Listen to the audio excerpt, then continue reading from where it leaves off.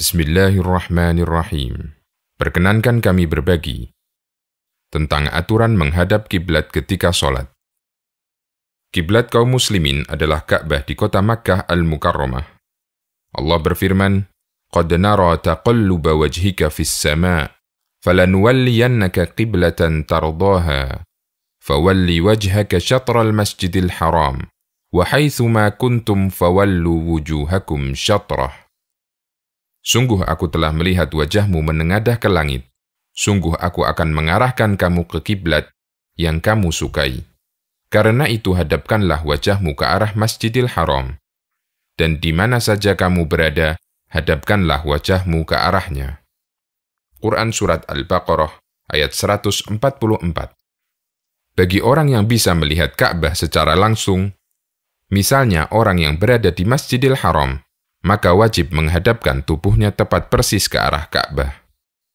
Bagi orang yang tidak bisa melihat Ka'bah, misalnya orang Indonesia, maka cukup menghadapkan tubuhnya ke arah di mana Ka'bah berada, yaitu ke arah barat bagi orang yang berada di timur Ka'bah, dan tidak harus menghadap tepat persis ke Ka'bah.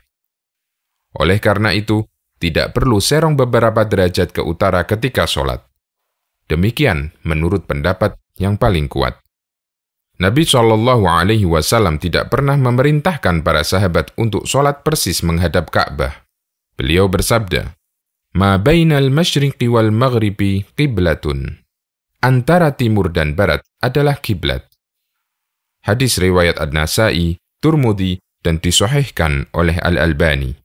Hadis ini beliau sampaikan ketika beliau di Madinah, karena posisi Makkah berada di sebelah selatan Madinah. Beliau mengajarkan kepada para sahabat bahwa selama menghadap ke selatan, antara timur dan barat, maka sudah dianggap menghadap kiblat. Beliau tidak memerintahkan untuk menghadap tepat persis ke Ka'bah, namun beliau hanya menetapkan arahnya, yaitu ke selatan. Orang yang tidak mengetahui arah kiblat, maka wajib berusaha untuk mencari tahu arah kiblat. Hal ini bisa dilakukan dengan beberapa cara. Bertanya kepada penduduk setempat atau orang yang tahu. Jika tidak mungkin untuk bertanya, maka bisa menggunakan tanda-tanda alam, seperti sinar matahari, arah angin, dan sebagainya. Jika dua cara di atas tidak memungkinkan, maka sholat menghadap ke arah manapun berdasarkan dugaan kuat bahwasanya arah itu adalah kiblat. Jika ternyata arah yang dia pilih itu salah, artinya tidak menghadap kiblat, maka sholatnya sah dan tidak perlu diulangi. Jabir bin Abdillah radhiyallahu anhuma menceritakan, kami pernah dalam suatu perjalanan. Tiba-tiba kami diliputi awan gelap. Kemudian masing-masing memilih arah kiblat dan arah kiblat kami berbeda-beda. Seseorang di antara kami membuat garis di depannya supaya tahu ke arah mana ketika sholat. Ketika di pagi hari, kami melihat garis yang dibuat semalam. Ternyata kami sholat tidak menghadap kiblat. Kejadian ini kami sampaikan kepada Nabi SAW. Tetapi beliau tidak menyuruh kami mengulangi sholat. Beliau bersabda, sholat kalian sudah benar. Hadis riwayat Daruqutni dan disahihkan oleh Al-Albani. Bagi orang yang tidak tahu arah kiblat dan memungkinkan baginya untuk mengetahui arah kiblat dengan bertanya kepada penduduk setempat, namun dia tidak mau bertanya sehingga sholatnya tidak menghadap kiblat, maka sholatnya batal dan harus diulangi.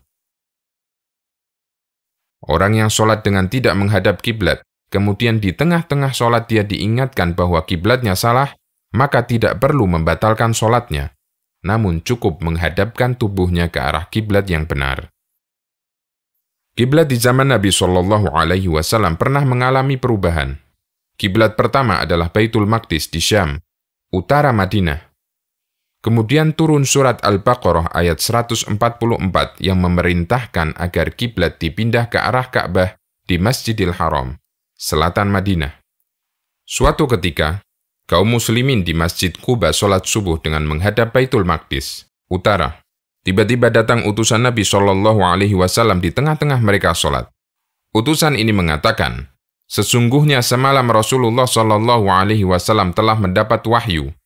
Beliau disuruh menghadap Ka'bah, maka hendaklah kalian menghadap ke sana. Akhirnya para sahabat yang sedang melaksanakan sholat subuh berjamaah memutar arah tubuhnya. Imam berputar yang awalnya menghadap ke utara menjadi sholat jamaah menghadap ke selatan. Ini semua mereka lakukan tanpa membatalkan sholat. Hadis, riwayat Bukhari dan Muslim. Orang yang berada di atas kendaraan. Jika ingin melakukan sholat wajib, maka diupayakan turun dari kendaraan. Jika tidak memungkinkan turun, maka bisa sholat di atas kendaraan sambil duduk. Apabila Rasulullah SAW hendak melakukan sholat wajib, beliau turun dari hewan tunggangannya, lalu sholat di tanah dengan menghadap kiblat. Hadis riwayat Bukhari. Jika ingin sholat sunnah, maka tidak perlu turun dan bisa langsung sholat di atas kendaraan sambil duduk. Orang yang sholat di kendaraan boleh tidak menghadap kiblat jika tidak bisa sholat sambil menghadap kiblat. Tapi sholatnya menghadap searah dengan kendaraannya atau ke arah mana saja yang mudah baginya.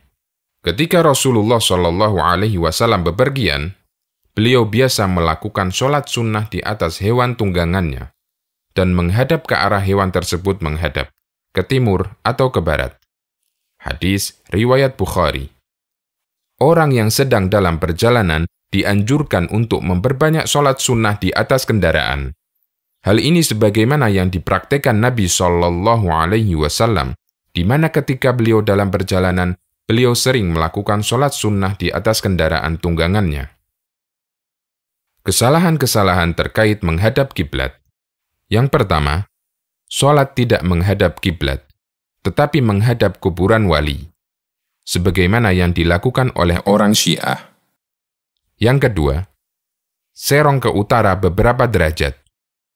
Kesalahan ini menyebabkan shaf sholat jamaah tidak bisa lurus, karena ada jamaah yang serong dan ada yang tidak. Akibatnya, shaf sholat berantakan.